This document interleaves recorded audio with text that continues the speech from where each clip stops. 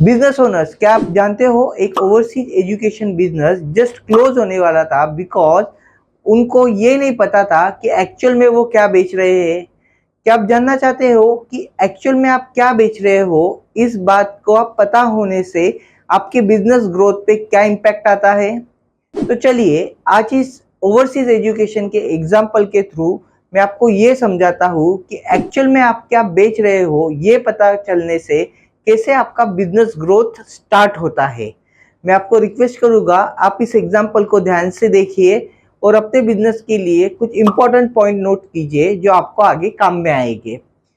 सी friends, जब हम देखते हैं कि हम हमारे कस्टमर्स को क्या सर्व कर रहे हैं, बेसिकली आपने ये नोटिस किया होगा कि as compare to our competitor हम कुछ एक अच्छा रिक्वायरमेंट सेटिस्फाई करते हैं हमारे कस्टमर्स का, जिसके वजह से वो कस्टमर्स हमसे हमेशा जुड़े रहते हैं।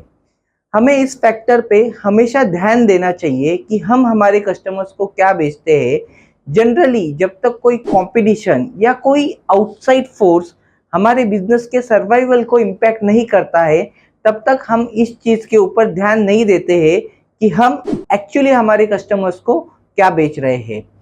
इस ओवरसीज एजुकेशन के बिजनेस को लेके भी ऐसे ही हुआ।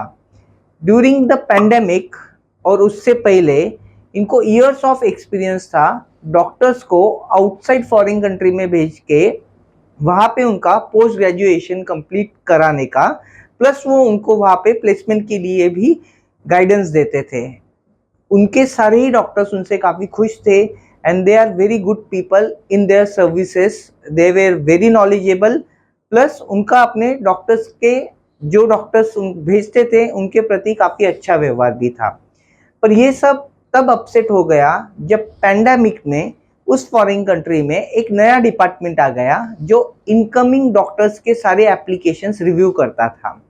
इस नए प्रोसेस की वजह से क्या हुआ कि ये जो डॉक्टर्स जब अप्लाई करते थे तब सारे एप्लीकेशन इस नए डिपार्टमेंट को जाते थे। अब ये डिपार्टमेंट जो कि नया था, आइदर एप्लीकेशंस को रिजेक्ट करता था या फिर इन एप्लीकेशंस में वो और डॉक्यूमेंटेशन का रिक्वायरमेंट्स डालता था, जिसकी वजह से सारा प्रोसेस डिले हो जाता था।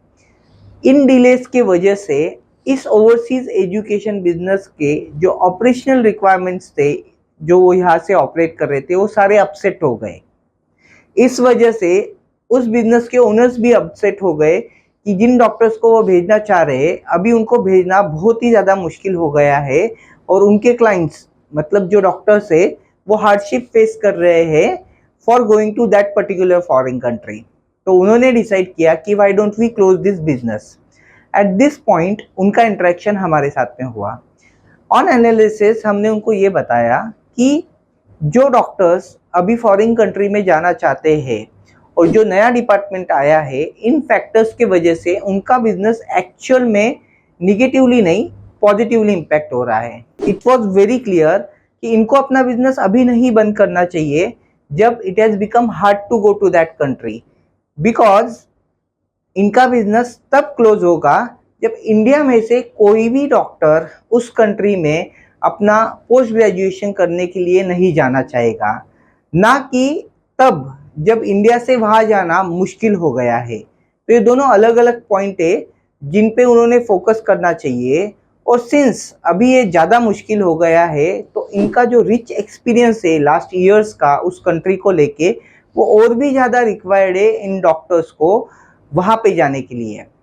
सो हमने उनको एडवाइस किया कि दे शुड कंटिन्यू, प्लस हमने उनका फोकस इस चीज़ पे भी लेके आया due to introduction of this new department. अभी ये और भी मुश्किल हो गया है उस कंट्री में एंट्री लेना और उस कंट्री में अपना पोस्ट ग्रेजुएशन कंप्लीट करना। तो actually they should plan in a better way with all their expertise and they should help more and more doctors. By helping more and more doctors वो अपना business और भी ज़्यादा grow कर सकते हैं। तो एक्चुअली जिस चीज़ को वो मुश्किल समझ रहे थे या जिस चीज़ को वो अपने बिजनेस का क्लोजर का इम्पैक्ट समझ रहे थे, वो उनके लिए बिजनेस ग्रोथ का एक बहुत अच्छा अपॉर्चुनिटी था जो वो मिस करने वाले थे। पर वक्त रहते उनको ये चीज़ें पता चल गई और उन्होंने अपने बिजनेस में कंप्लीट यू टर्न लेके अपने बिजनेस को नेक्स्ट लेवल पे लेके गए। तो फ्रेंड्स, इस एग्जाम्पल से आपने क्या समझा ये मैं आपको समराइज करके बताता हूँ। मीनवाइल अगर आपको भी आपके बिजनेस से रिलेटेड कुछ क्वेश्चंस रह गए तो डिस्क्रिप्शन में एक लिंक दिया गया है, आप वहाँ पे अपने क्वेश्चंस डालिए, will definitely come back to you on that. अगर हम समराइज करें, इस एग्जाम्पल में हमने देखा कि what you sell is important aspect to think on. आपको इसके बारे में सोचना बहुत ज़रूरी है, क्योंकि एज एन ओनर अगर आपको पता नहीं है तो ये समटाइम्स आपके बिजनेस को किल कर सकता है। प्लस वंस नोइंग कि आप क्या बेच रहे हो, आप उन सारी चीज़ों का एडवांटेज ले सकते हो, इंक्लूडिंग कोई इकोनॉमिक सिचुएशन अगर चेंज हुई है तो आप किसी भी नए बिजनेस ग्रोथ अपॉर्चुनिटी को बहुत अच्छे से टैप कर सकते हो। आपको पता होता है कि आपका बिजनेस क्या सेल कर रहा है, तो आपके customers, vendors, friends and family, इनके लिए भी बहुत इजी हो जाता है आपके बिजनेस को रेफर करना और आपके बिजनेस के ग्रोथ में कंट्रीब्यूट करना। सो आप इन पॉइंट्स को नोट कीजिए। प्लस मैं अपने कुछ अपकमिंग वीडियोस में एक पिज्जा बिजनेस के एग्जाम्पल से आपको ये बताने वाला हूँ एक करेक्ट बिजनेस स्ट्रेटेजी आपके बिजनेस को किस लेवल तक लेके जा सकती है। फिर एक ऑनलाइन स्वीट शॉप के एग्जाम्पल से मैं आपको ये बताने वाला हूँ कि कैसे इन बिजनेस ओनर्स ने एडवर्टाइजमेंट एक्सपेंडिचर को अपना बिजनेस मोड बनाया और उनके सारे कॉम्पिटिटर्स के बीच में इन्होंने करोड़ों का बिजनेस किया। फिर मैं आपको एक रेस्टोरेंट बिजनेस का एग्जाम्पल लेके ये समझाऊंगा कि कब और क्या मार्केट करना चाहिए। इसका डिसीजन हमें बड़ा ही कॉन्शियसली लेना चाहिए और इसका क्या डायरेक्ट बेनिफिट अपने बिजनेस को होता है वो आपको मैं इस एग्जाम्पल के थ्रू बताऊंगा। आई होप आपको मेरे ये वीडियोस भी पसंद आएंगे।